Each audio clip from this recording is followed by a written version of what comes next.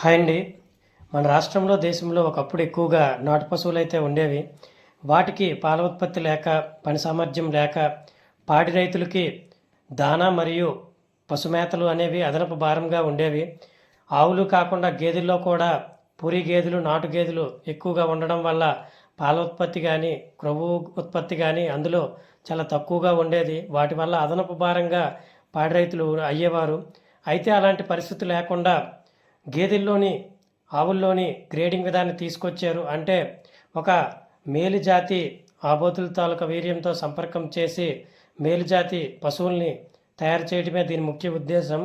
అయితే ఒక మేలుజాతి పాడితో సంపర్కం చేయడానికి ఏ అనేది మన దగ్గర ఉన్నటువంటి ఒక పూరి జాతి గేదె అయితే, బి అనేది 100% లక్షణాలు ఉన్నటువంటి ముర్రా జాతి ఆబోతు అయితే, అప్పుడు ఆ రెండు కలిసిన తర్వాత దాంట్లో 100 దీంట్లో 100 కలిపి 100% మొత్తం బై 2 వేస్తే 50% వస్తుంది.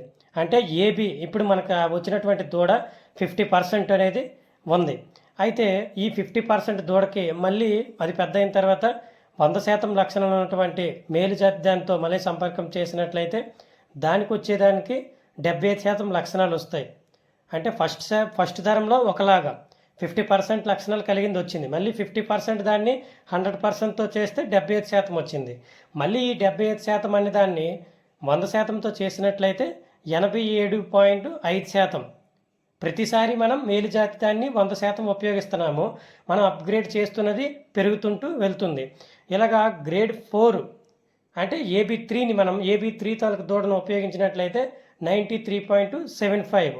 అలాగే గ్రేడ్ 6కి వచ్చేసరికల్లా మనం 96.5% తాలూకా దూడ మన దగ్గరికి ఉన్నట్లయితే అది పెరిగి పెద్ద అయిన తర్వాత 100%తో మనం క్రాస్ చేసినట్లయితే 98.4% అంటే మేలు జాతి ఉత్పత్తిని మనం